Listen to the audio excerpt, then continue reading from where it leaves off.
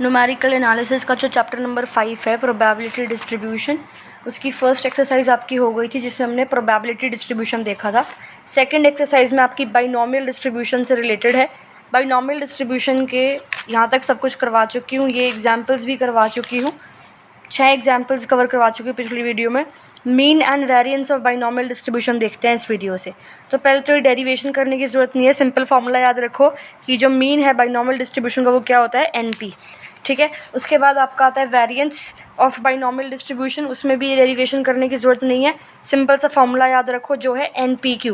और NPQ यानी कि वेरिएंस का अगर हम अंडर रूट करते हैं तो क्या आ जाता है, स्टैंडर्ड डेविएशन आ जाता है। तो ये 3 पॉइंट याद रखने हैं। फिर रिकरेंस फार्मूला, जब बाइनोमियल डिस्ट्रीब्यूशन पिछली वीडियो में बताया था तो उसमें आपको बताया था कि जो R सक्सेस है बाइनोमियल डिस्ट्रीब्यूशन में उसकी प्रोबेबिलिटी ये होती है, फार्मूला है ये, राइट। तो R की जगह अगर हम R+1 सक्सेस लें तो R को R+1 से रिप्लेस कर देंगे तो ये फार्मूला बन जाएगा। इसको डिवाइड करेंगे तो ये सॉल्व करेंगे, सिंपल। ये फार्मूला आपको फिर ध्यान रखना है जहाँ पे R 0 और N के बीच में और R जो है 0 और N भी हो सकता है। इसको हम कहते हैं रिकरेंस फार्मूला। तो 3-4 फार्मूले हो गए अभी तक आपके, एक तो मीन का, एक वेरिएंस का, एक स्टैंडर्ड डेविएशन का और एक है रिकरेंस फार्मूला। ठीक है, अगर आपको फ्रीक्वेंसी ढूंढनी है of occurrence of a number of successes तो इस रिकरेंस फार्मूला में n को मल्टीप्लाई कर देंगे हर जगह। फिर हमने इसको कि जो frequencies of occurrence of R+1 successes, इसको हमने मान लिया ये FR+1, और इसको frequencies of occurrence of R, इसको हमने मान लिया स्मॉल fr। एक ये फॉर्मूला है जो आप ध्यान रख लेना। आगे है प्रॉपर्टीज़ ऑफ बाइनोमियल डिस्ट्रीब्यूशन। तो बाइनोमियल डिस्ट्रीब्यूशन के क्वेश्चन को सॉल्व करने के लिए आपको N और P पता होना चाहिए। ठीक है, NP क्या होता है, मीन, और NPQ क्या होता है, वेरिएंस। और अगर Q <1 है, Q क्या होता है, Q तो <1 होता ही है। Q होता क्या है, प्रोबेबिलिटी ऑफ फेलियर। तो Q <1 होता ही है, प्रोबेबिलिटी हमेशा <1 होती है। तो NP जो है वो ग्रेटर देन होगा NPQ के, सिंपल सा रिलेशन है ये तो। ठीक है, तो इसका मतलब क्या है कि जो मीन होता है बाइनोमियल डिस्ट्रीब्यूशन का वो हमेशा ग्रेटर होता है उसके वेरिएंस से। फिर P और Q अगर हाफ है तो बाइनोमियल डिस्ट्रीब्यूशन सिमेट्रिक डिस्ट्रीब्यूशन होगा।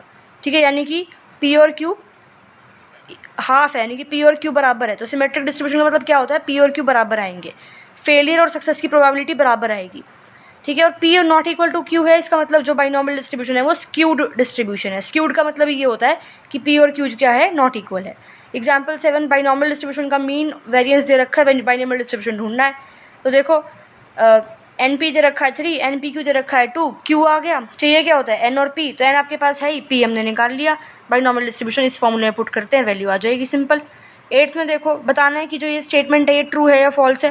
तो मीन 20 है यानी कि NP 20 है, स्टैंडर्ड डेविएशन 7 है यानी कि अंडर रूट NPQ 7 है, NPQ 49 हो गया, स्क्वायरिंग कर देंगे इसके दोनों साइड।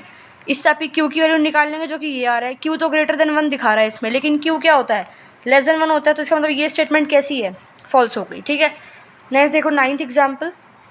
एक वेरिएबल x, उसका मीन स्क्वायर इक्वल टू 6, तो मीन 6 है, वेरिएंस इक्वल टू 2 है, वेरिएंस 2 है। Underlying distribution of x is binomial, probability जब x ये है। ठीक है, तो देखो N और P चाहिए होता है, तो इसको डिवाइड करोगे Q आएगा, 1 - Q करोगे P आएगा, P को इसमें पुट करोगे NP इक्वल टू 6 में तो N आ जाएगा। बाइनोमियल डिस्ट्रीब्यूशन बन गया। अब वैल्यू इस पर निकाल ली, यानी कि जब x 5 और 6 है और 5 और 6 के बीच में है, यानी कि x 5 और 6 ही आएगा, राइट।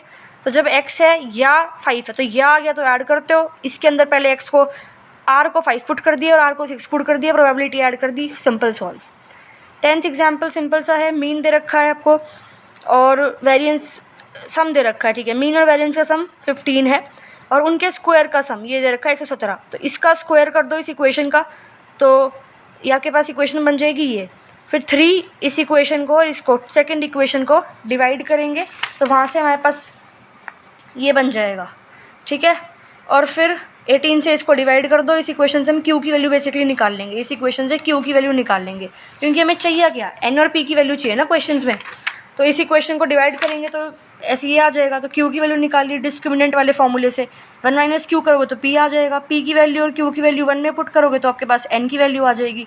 बाइनोमियल डिस्ट्रीब्यूशन में फिर पुट कर देना, हो गया क्वेश्चन। क्वेश्चन 11, पहले तो इसको मोड को खोलोगे, तो मोड तो सिंपल खुलता है ना, अगर ये मोड है तो मोड इस तरह से खुलता है, राइट, कि ये x - 4 हो जाएगा, यहाँ 2 और यहाँ <2 -2 आई मीन। ठीक है, फिर मोड खुल गया। ठीक है, x follows the binomial distribution, mean 4 है यानी कि NP 4 है, वेरिएंस 2 है यानी कि NPQ 2 है, डिवाइड करोगे Q आ गया, 1 माइनस क्यू करोगे तो p आ जाएगा, फिर p की वैल्यू यहाँ पुट करोगे तो n आ जाएगा, बाइनॉमियल डिस्ट्रीब्यूशन ऐसे आ जाएगा। निकालनी इसकी है तो इसको पहले ओपन करो, इसको ओपन करके इस तरह से आ जाएगा। तो जो ये क्वेश्चन है ये फिर सेम इस तरह से बन जाएगा, जिसमें आपको ये निकालना था x 5 और 6 है और 5 और 6 के बीच में है। तो यहाँ पे जब x 2 है, 3 होगा, 4 होगा, 5 होगा, 6 होगा, तो और है तो प्लस लगेंगे, और ये x 2 3 4 5 6 r की जगह इस फॉर्मूले में पुट करोगे, इसमें अलग अलग प्रोबेबिलिटीज़ आ जाएगी, ऐड करके क्वेश्चन हो जाएगा। नेक्स्ट देखो एग्जाम्पल 11, एग्जाम्पल 12 लास्ट एग्जाम्पल है। A die is thrown 5 times, getting a number 5 on the die is considered a success. Calculate this from the recurrence formula. n 5 है क्योंकि डाई को हम 5 बार क्या कर रहे हैं, थ्रो कर रहे हैं, ये रहा, ठीक है। तो n 5 हो गया, p की वैल्यू निकालनी है। प्रोबेबिलिटी ऑफ सक्सेस कब है, जब डाई पे आपको 5 आएगा, तो डाई पे 5 आने की प्रोबेबिलिटी क्या है, 1/6, ठीक है। तो प्रोबेबिलिटी ऑफ सक्सेस 1/6 आ गया। q निकालोगे तो 1 माइनस p यानी कि 5/6 आ गया। तो probability of r successes binomial distribution में ऐसे निकलती है, r जब 0 है क्योंकि निकालनी इस पे है तो ये आएगा, ठीक है। फिर रिकरेंस फार्मूला यूज़ करके करना है, तो रिकरेंस फार्मूला ये होता है, ठीक है। तो इसमें आपके पास n की वैल्यू भी है, p की भी है, q की भी है, r को इसमें 1 पुट कर दो। r को जब 1 पुट करोगे तो 2 की वैल्यू आ जाएगी इसकी, जब r 2 हो जाएगा यहाँ पे पूरा का पूरा, ठीक है। फिर r को 0 1 2 3 पुट करके वैल्यूज़ आती जाएंगी। देखो इस सिंपल वाले फॉर्मूले से तो आपके पास r जब 0 था उसकी वैल्यू आ गई, 1 2 3 4 की निकालेंगे हम इस रिकरेंस फॉर्मूले से। तो ये 1 पूरा 1 कब बनेगा, जब r 0 आएगा। ये पूरा 2 कब बनेगा, जब r 1 होगा। ये पूरा 3 कब बनेगा, जब r 2 होगा। ये पूरा 4 कब बनेगा, जब r 3 होगा। तो हमने वही यहाँ पे करा है, ठीक है, सिंपल हो जाएगा। जो ये नेक्स्ट टॉपिक है फिटिंग अ बाइनॉमियल डिस्ट्रीब्यूशन, इसको नेक्स्ट वीडियो में देखते हैं। इस पर आपके एग्जाम्पल 13 एग्जाम्पल 14 दो ही एग्जाम्पल है, इसको नेक्स्ट वीडियो में कराती हूँ।